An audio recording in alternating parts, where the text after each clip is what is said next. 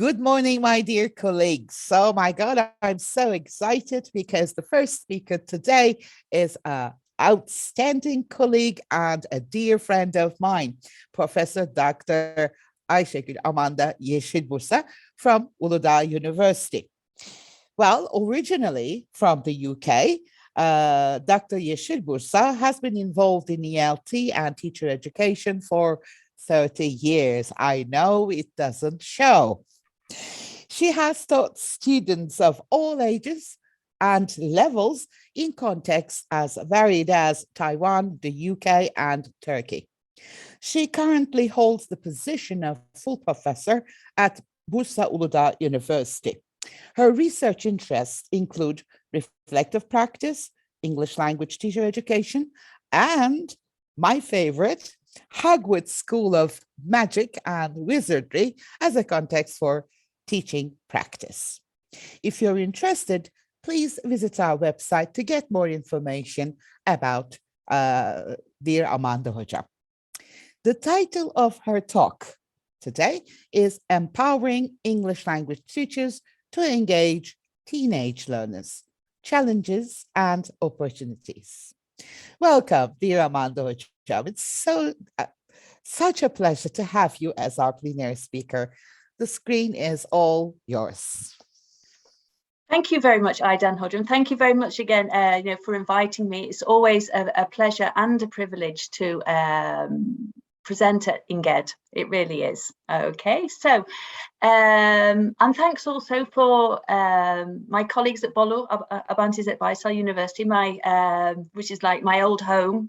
Okay, so thanks as well for all their hard work. I know they've done an excellent job as well. Okay, so here we go. Empowering English language teachers to engage teenage learners. Okay, so I'm going to focus, yes, on teenage learners. I might as well just carry on, and then the presentation will unravel as it goes. So I'm going to start now. So if everybody's joined in with the quizzes presentation, that will be great. There are some interactive slides here. Not all the slides are interactive, but there are some, and I'd like to have your participation in that to make it as fun and meaningful as possible. So here we go. Right.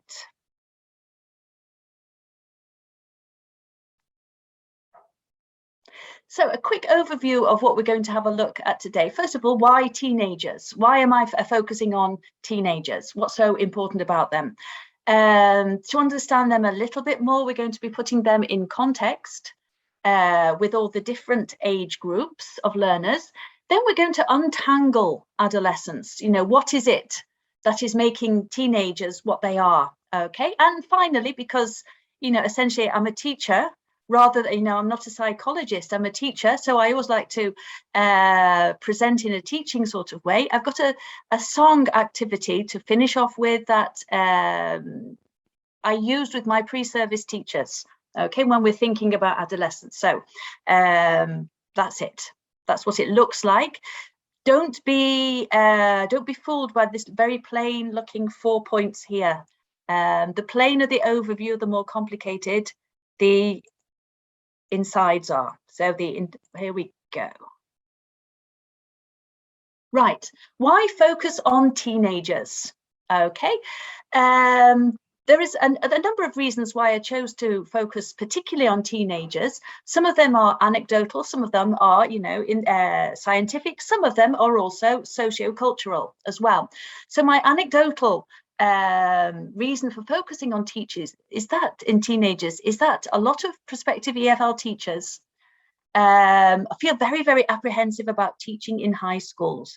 Now in Bursa Uludağ University, we generally up till now, in the autumn term, they went to teach in primary school. So they were practicing teaching with young learners, and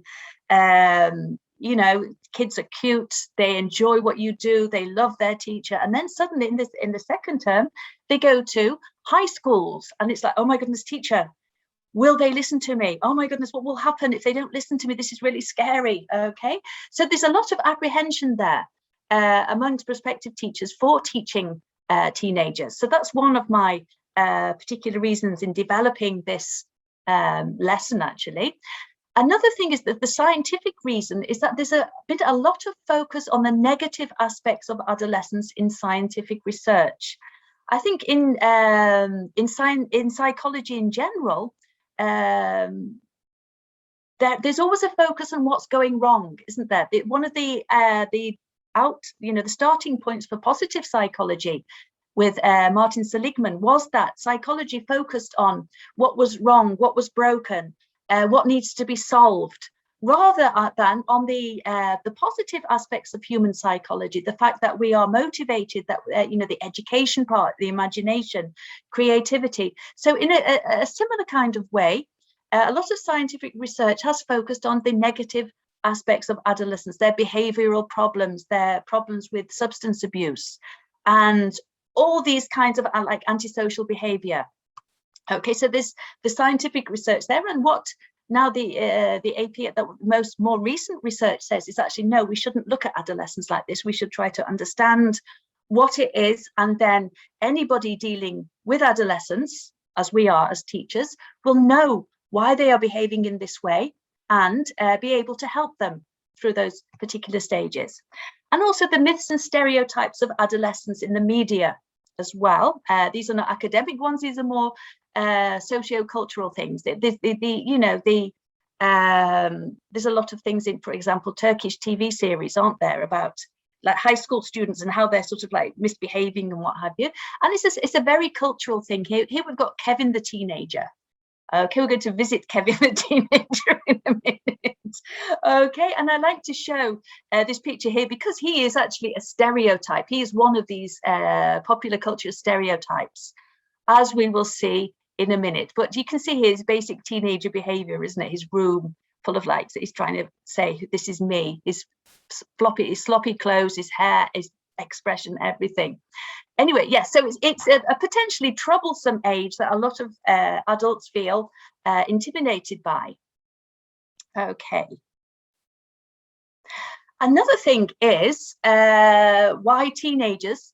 Yeah, because a majority of our students, a majority of, how can I say, almost half of the child age population in Turkey, about half of it is what we would call adolescents, from 10, 11 up to 17, 18. And if we have a look at our program, and if you're a teacher in the state schools, the national curriculum for grades 9 to 12 has been designed to account for the needs of adolescent learners. It states this explicitly. I've shown you here one of my favorite activities is this control find. You can see here adolescents are mentioned 12 times, adolescent 5 times, so 17 mentions of adolescents. So if we are teaching in a high school, a state high school, what we are teaching is directly related to how adolescents learn. So we as teachers need to be aware of that. Right, let's start off with a bit of literature. Okay, a word or several on adolescence. Can you just read this quietly to yourselves and notice the words that are mentioned that are related to adolescence, okay, that you would associate with adolescence? Just give you a minute.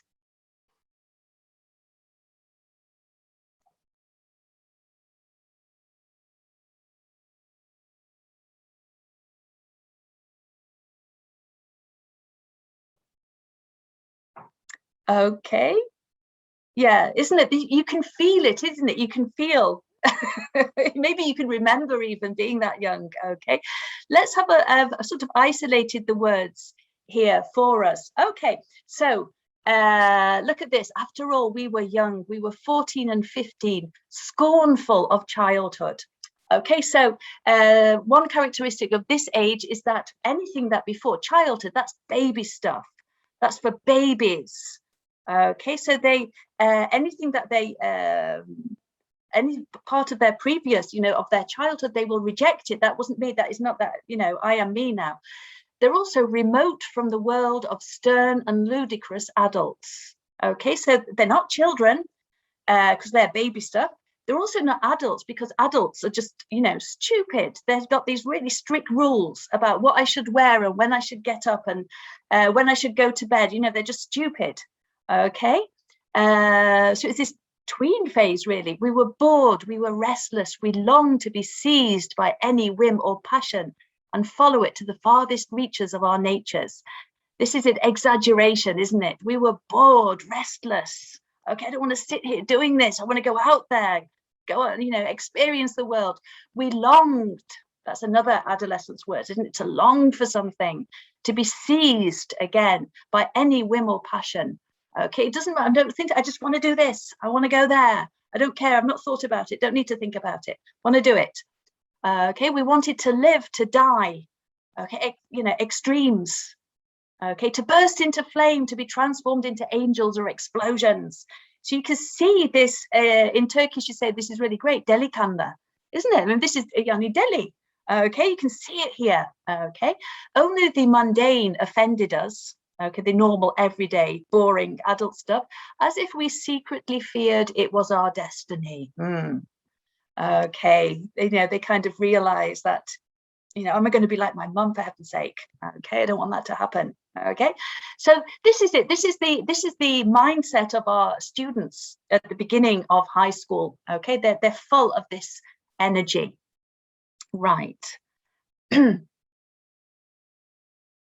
Right. I want to put teenagers in context again in terms of an education situation here. Now, one of my favorite films when I'm teaching English language skills is this Inside Out film. Okay, this Disney Pixar animation, because it's really okay. At a superficial level, it's an animation film, it's a cartoon, but a deeper level, especially if you're an educator, isn't it? You can see this is just amazing.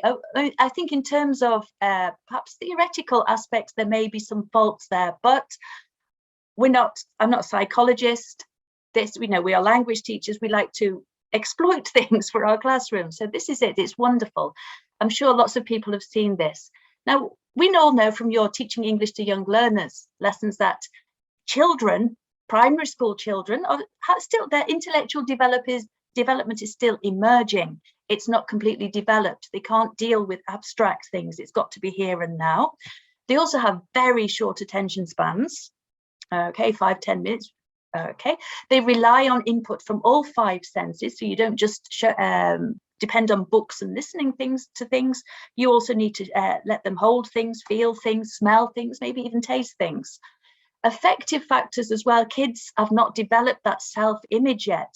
They're not so bothered about jumping up and down or putting a mask on or wearing a hat. And also the whole language approach. You would never explain language and why it is in a certain way to children. They accept it as it is. Okay, so that's young learners. That's not what I'm talking about today, but it's a really good, I think, basis from which to start off on. Let's go to the other extreme, adults. Okay, I just love I love this card. It's interesting how when mum takes the controls, adult females, it's sadness in a way, isn't it, who takes over. Adult males, the dad is anger. Okay, they've all got moustaches. Anyway, when we get to adults, they can handle abstract rules. Okay, in fact, they want them even, don't they? Because maybe they've been given them during their education. They can handle them. They can also handle less interesting material as well. You know, they can, well, if I need this to pass this exam, then I just have to deal with it. Okay. By now, they are just more dependent on visual and audio input. They don't worry. You know, you don't have to bring things in and say, oh, look at this. This is soft. This is hard, whatever.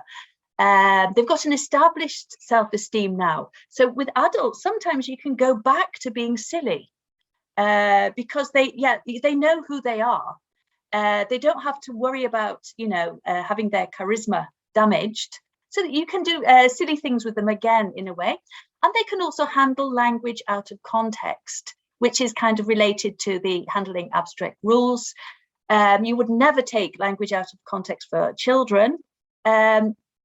Also, this doesn't mean, though, that with adults, you just present it out of context. They can handle it out of context, but it's always much more meaningful if you go back to the context as well. This is just a temporary thing. Anyway, that's adults. Now, for a long time, it was thought that children's brains were developing, and then they suddenly stopped.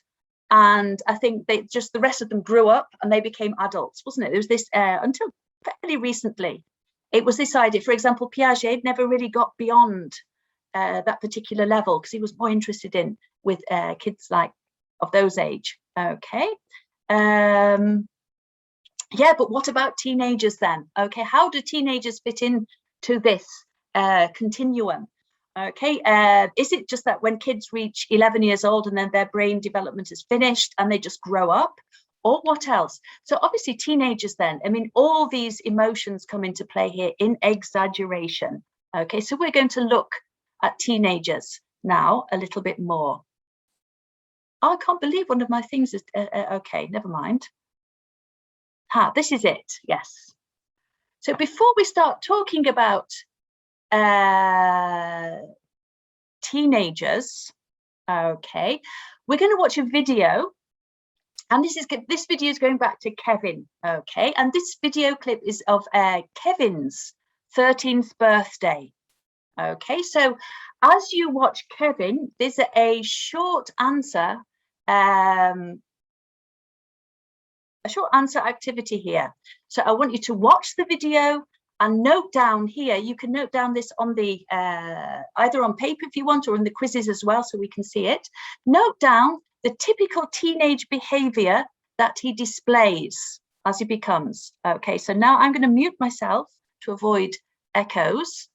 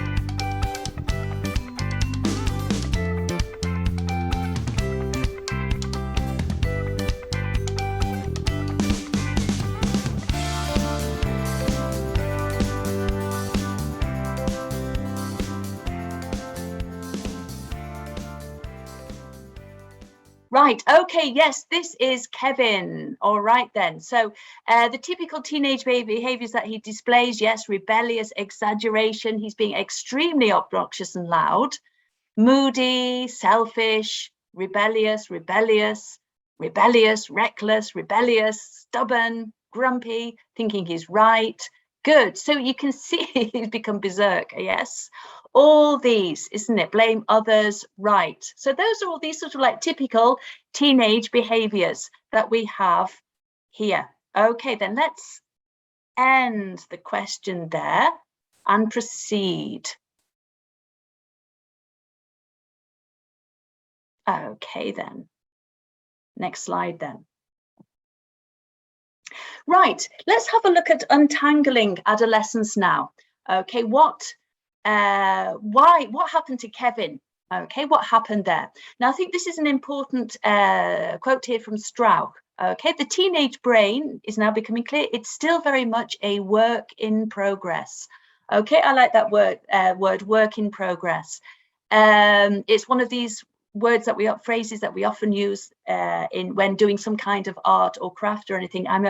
I like crochet, so this is an example here of a work in process. If we can think of this here as childhood, in a way, isn't it? Here, you know, we're starting to put the pieces together. You know, the child is slowly becoming developed. This is like the adult where things are not completely complete. Maybe all the development seems to be there, but, you know, there's still some ends needs to be tying in or a border put on it, you know, but adulthood doesn't finish. Okay, but the adolescence is here. They're a work in progress. They're not here yet. They're not here anymore. They're not here yet. So what is it then that is causing teenagers to behave as they are here? Okay, the teenage brain is raw, vulnerable. It's a brain that's still becoming what it will be. Very important thing here. So let's untangle adolescence then. Obviously, if we have a look here, we've got aspects of cognitive development, affective development, social development, and behavioral development as well. Now, the important thing is here that to understand teenagers, that we are unraveling them for a little bit, but they are never separate strands. These strands are all together there. Okay, so let's look at these in a little bit more detail. Okay, cognitive development then. In adolescence, what happens is that they can start, you know, their intellectual development becomes obviously more complex. They can see cause and effect relationships. They can start to think about hypothetical thinking, not just about the here and now. They can start to think about the future and what might happen in the future if something happens. Okay, so conditions, hypothetical thinking. They can play with symbols and metaphors, and I've got a few examples of that in the next slide. But what is language if it's not symbols and metaphors, isn't it? So language, for language teachers, this aspect of adolescence is a very, very promising, rich area for teaching. They are able to set goals. They can think about who they really, you know, maybe careers, what they want to do, what kind of school they want to go to, what kind of life they want.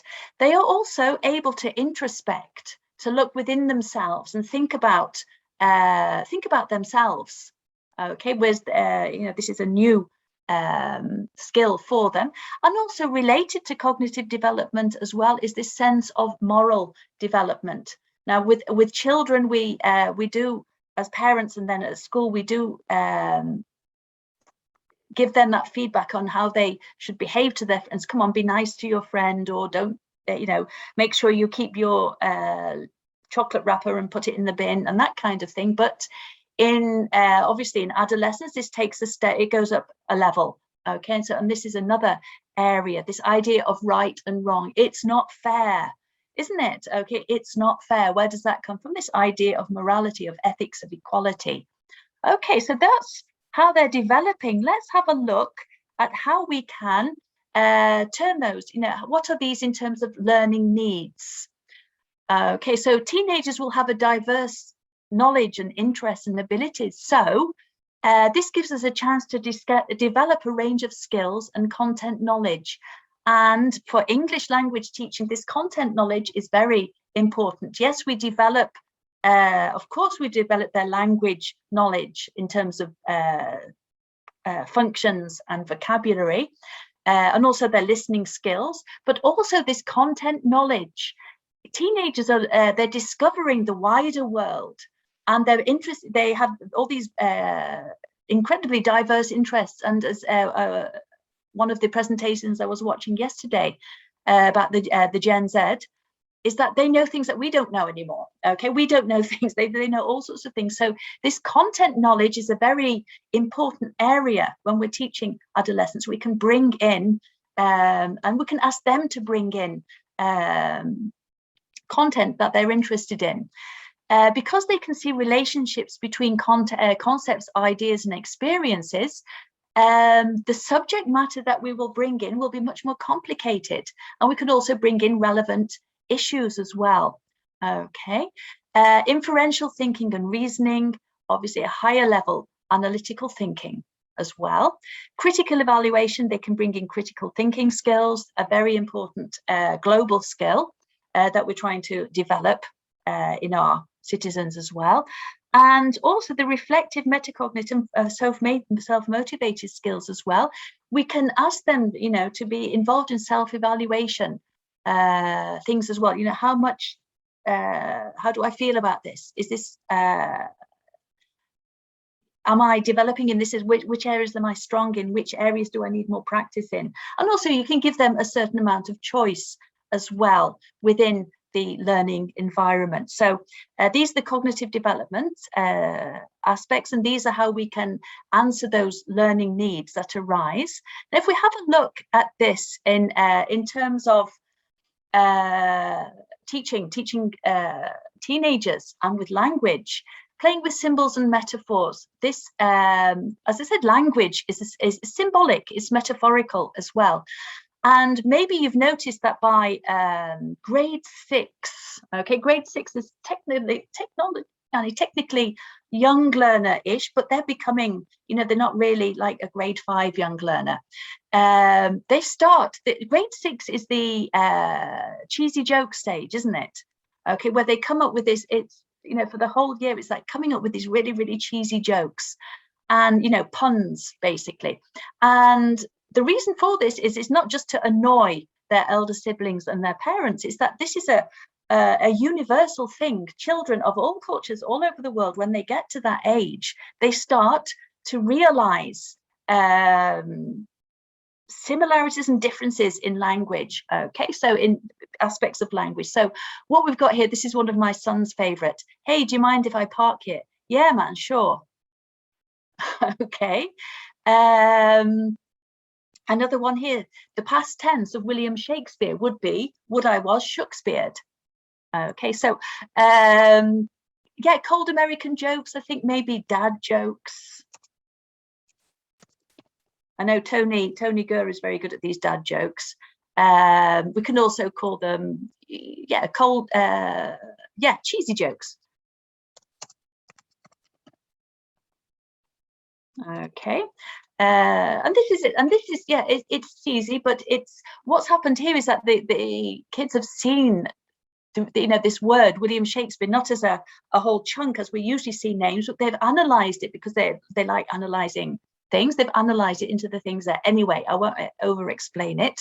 Over-explaining makes things less appealing. But the thing is with teenagers, when certainly when they get into 7th, 8th grade and then high school, and this particular generation with the social media and a lot of visual input, is that they are meme consumers and meme producers as well. So memes are an excellent thing to use when practicing language with teenagers. Another activity here related to moral development here is this idea of pro-social behavior. So you can see here it's kind of fitting in with the other ones as well. We can't really separate things from each other, but here, this is an interesting activity. This one of my teaching English language skills students, when they were doing a speaking lesson, they brought this in. This is it, who deserves your seat and why. Okay, so we've got this presumably healthy looking man sitting down, and there's these 4 people, some of them are alive, some of them aren't, in various stages of, you know, they've got obviously some kind of discomfort there, and it's who deserves your seat. And this is interesting here because in this activity we did in the micro teaching, we got all sorts of ideas here. Okay, he should give possible answers. He should give his seat to the old lady, respect your elders. He could hold the baby and make her comfortable. And somebody said, well, why should he? He got on the bus first. He bought his ticket. It's his right. Okay, maybe there's something here that we can't see. Maybe he can't stand up. Okay, so this very simple visual here sparks off a lot of discussion.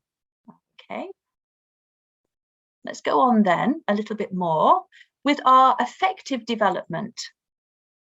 Okay, closely related to affective development is this identity development as well. This is probably what is coming, what is most noticeable even about teenagers, isn't it? This who am I?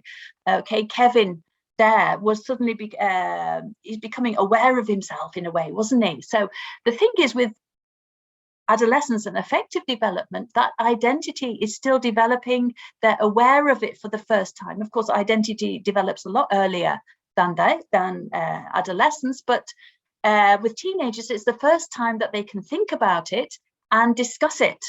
Okay, and they're aware of it. So as more competent elders and as teachers as well, even as language teachers, we should help them to form a realistic identity. Okay, that's one thing that's dangerous about adolescents, in a way, is that they don't, some of the identity that they cut out for themselves isn't really realistic. It might not be coherent. So we need a coherent identity, this consistency in behavior and personality and behavior. They also need how to learn to manage their emotions. Okay, Kevin couldn't manage emotions, but remember, it just doesn't happen. When you stop being a child, you don't suddenly be able to manage your emotions. This is something that they need to learn how to do. And at this stage, they're at the stage of development where they can do this. And also relating to others as well. Who are they? They're not just in isolation in this world, they're also related to other people in their environment as well. Okay, so how does this translate into teaching? So with that, I know this is very pale, but it's probably large enough you can see this, but teenagers can be often anxious for developmental normality. They want to fit in with their friends, don't they? They want to fit in with their class, with a group of friends, with the school. So as teachers, we should really set up in our lessons a climate of acceptance and tolerance as well. We have to accept that they are how they are, in a way. We can't make them to become something else. We have to be tolerant with them. Remember that they're easily angered and very, very slow to calm down. So you need to help them to feel emotionally safe in your class and give them guidance where necessary. They have a strong desire for independence. Okay, they want to go out at 12 o'clock at night, even though there's school tomorrow. But we also at the same time have to help them to realize that independence comes with responsibility and accountability for your actions. So if they behave in a way that is individual for them, but it's against the society needs, then they need to realize the consequences in a way. And also, they can be very easily discouraged when unsuccessful. So if they fail something, oh no, I can't do that, not trying that again. And so we should give them appropriate challenges as well. Okay, the I+1 thing comes in here too. Right, so how can this work in English language teaching then? People they admire, they have a lot of role models, don't they, when they're teenagers? People who they love, who they admire, who they want to emulate in a way. So that's a really good thing that we can bring in to the classroom. And a lot of course books do have that, don't they? The famous scientists, famous literary people, films, celebrities, famous, all that kind of thing is very popular with there. Films, we can talk about films, music, teenage trends. Again, yesterday, I think it was Zeynep Hoca was talking about this in her lesson about Gen Z. What films do they watch? What music do they like? What are the teenage trends? These teenage trends come and go very quickly. It's a good idea to keep up with them. This is a lot easier if you're a younger teacher. When you're an older teacher, then you kind of think, oh my goodness, what's going on here? And it can look a little bit cheesy if you are doing that, but it's still a good idea to be aware of them. Now, in terms of language, again, and teaching as well, asking teenagers open-ended questions. Okay, they're developing their thoughts, they're developing their opinions, they're developing their identity. So asking them open-ended questions will help them to think about, to express their thoughts. And in a foreign language, you might have to do this a little bit more, step by step. Okay, we have to listen to them non-judgmentally. When they tell you that they're going to take over the world and form their own state and do this and do that, you go, okay, yeah, fine, whatever. And another thing is when they do produce language, obviously a lot of automatic reaction with teachers is to leave linguistic, to go straight for the linguistic accuracy. But with teenagers, it's sometimes a good idea to respond this is an important word, is respond to the content of their contributions as well. That's a really good idea. Oh, where did you find that? What made you think that? Okay, where does that come from? That's an excellent idea. I'd never thought of that. Okay, really, is that what there is? Okay, that kind of respond to the content and then deal with linguistic accuracy later. And all this, of course, requires time and patience in large amounts. Social development then, and I think in terms of the pandemic, this is one area, I think all areas that teenagers have suffered drawbacks in, but in particular social development, because yeah, family is still important, but it's less important than peers, school and the community. At high school, the peers have much more influence over what they do, what they think. The school as well is an incredibly important environment for teenagers, not just for getting knowledge, not for the cognitive aspects, but also for the social development, the identity development, and also the larger community where, wherever you're living, whether it's in your particular apartment or a larger neighborhood. In Turkish, you might call this mahalle baskısı, but it doesn't always have to be pressure. Community pressure. It's it takes a village to raise a child kind of idea here. Now, when we look at that, obviously social development is a very key part of language teaching as well. But what we see in this age is that teenagers can be very indifferent to adults. Look at how Kevin reacted to his parents. Okay, he was indifferent. He was even insulting. He's like, you don't know anything. You know nothing. Okay, so however, at school, teenagers need to interact with their teachers. So projects where teenagers are interacting with adults, that is, with their teachers, are a really good idea. And I know a lot of high schools do this MUN thing. Okay, this Model United Nations, where they work together with a teacher, usually an English teacher, and that's a really good way for them to interact with adults.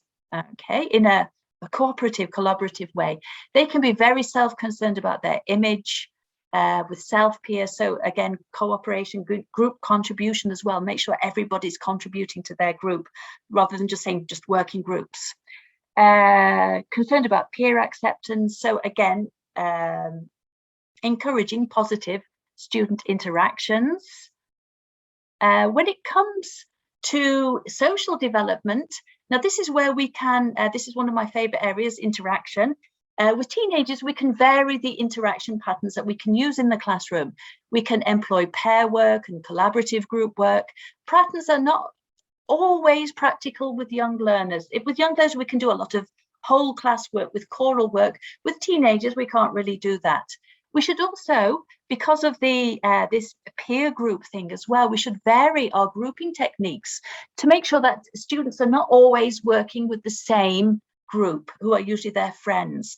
We have to remember, yes, of course, they will work comfortably with their peers, but we don't want them to be too comfortable. The classroom is an instructional environment after all. And part of adapting to adult life is being able to work with different people. When you go to work, when you start working somewhere, you don't choose who you work with, but you have to work with them. So it's always a good idea to start at this level as well with our interaction. We're coming on to our final stage of behavioral development. This is perhaps one area as language teachers that we can't really have any direct always effect here, but this is interesting. What do we have here? Yes, because of all these, I mean, cognitive, affective, cognitive and social, these are antecedents in a way. What's happening now? These all lead to what we can see as behavior, teenage behavior, and teenagers love to explore. They want to find out new things. Okay, they find out what's new, find out the larger world, what is out there. They also like experimentation, trying out new things as well. They like to take risks. And we need to remember here actually that risks are not always negative. We often think of risk taking as, let me try and see what this cigarette looks like, or that kind of thing. But risk taking, they can also take positive risks as well. Okay, anticipating myself here a little bit, but they can also overestimate their abilities. Bana bir şey olmaz. Nothing will happen. I'm young. I'm invincible. Okay, maybe we can see these days in these the reactions towards vaccination, for example, or the whole social distancing thing, that a lot of young people will say, nothing will happen to me. I'm young. I'm immortal. Okay, it doesn't work like that. Okay, then. So what do we have here? We have these potentially very interesting areas, actually. Exploration. So we can work with material that encourages students to discover new ideas. Okay. Experimentation. They can try out digital technologies to create material. Okay, and they can be a lot better at that. From, you know, things that we want to do, we can get them to do it for us even. Okay.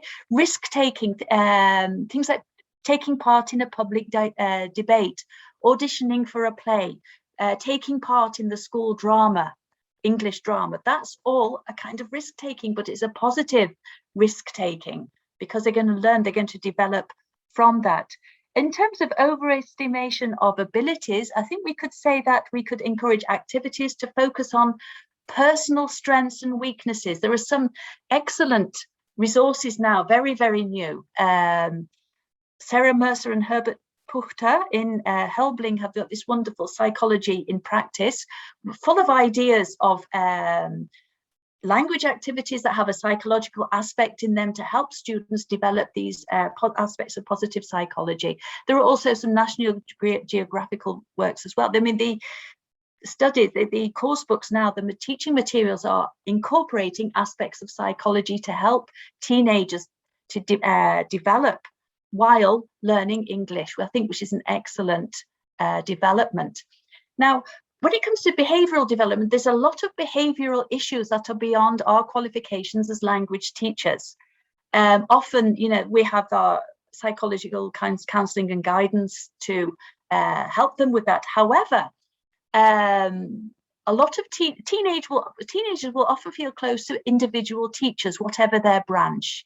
Okay, they might go, you may be that teacher that they will come to confide in certain aspects of their life that they might not be able to confide in with their parents, or maybe with the, you know, they feel close to you. So we need to remember, okay, we're English teachers. However, we may also be that teacher for individual teenagers. So we need to be aware of that and be there for them, I would say there. Okay, now, how are we doing for time? I think I've got 10 minutes. I've got my song activity. Okay, great.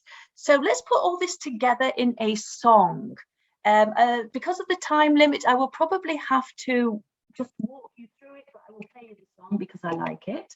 And you will like it too, of course, you know, of course.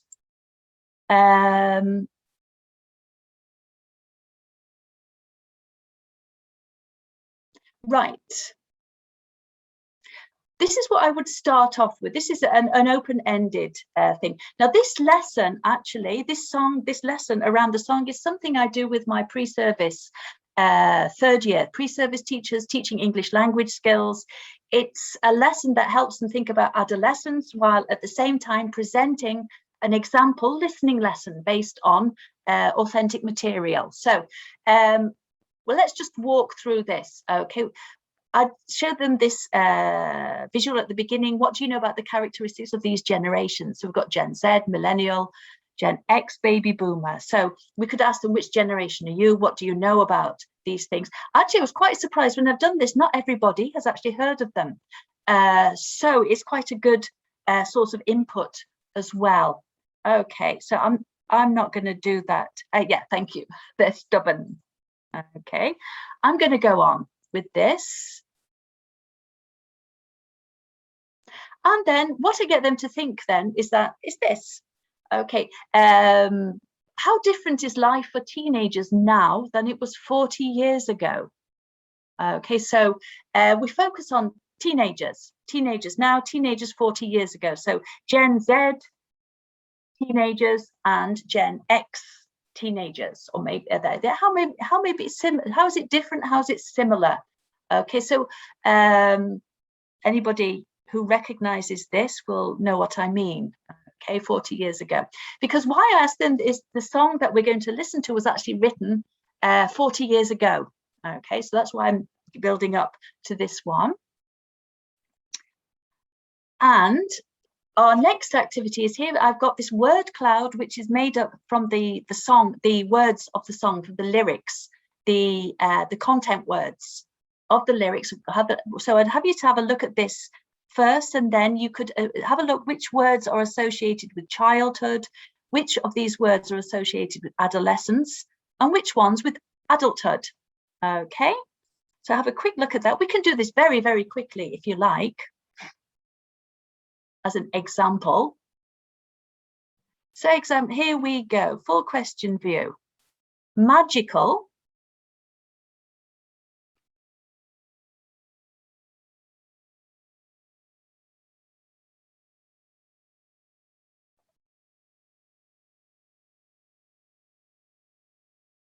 Okay then. Yes, this is it. Magical. We've got this idea of childhood. Everything is magical, isn't it? Adolescence, maybe. Yes. Okay. There's a reason, but we can see the huge majority here. And I could ask you, why do you think it's magical? And we could have a discussion about what's magical about childhood and what have you. Okay. So I'm going to stop that there because we really have to whiz on. Okay, then. Yes, and that's the right answer. Then we would discuss that. Let me just whiz through the other ones because we really don't have a lot of time.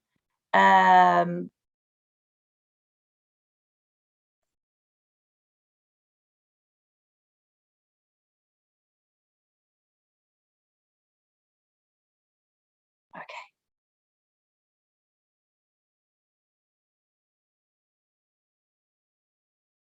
Oh, that's terrible. Why is it all white? Okay, then. Now we're going to have a look at this. These are the words of the song. So what could the song be about is what I would ask them. And I'd ask them to watch the video clip to check their predictions. Look for the words which appear together in the song. So we've got these chunks of words. I want them to listen to group the words in separate chunks for childhood, adolescence, and adulthood. Okay, then we focus on the vegetable bunun. I'll go off onto the song now because we really don't have any time. And this is the song. So I presume you should be able to hear this. Here we go. Here's the song, and I'll talk about it afterwards then.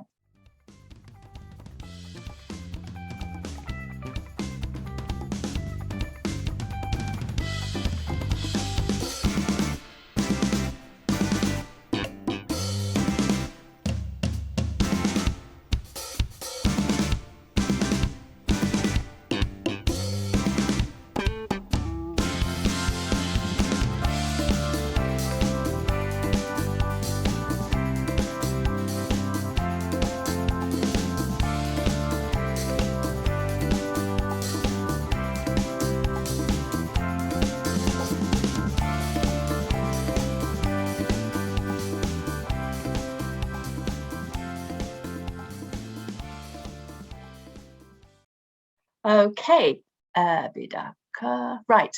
Okay then. Right. Yes, it is a little bit, isn't it? I love that song.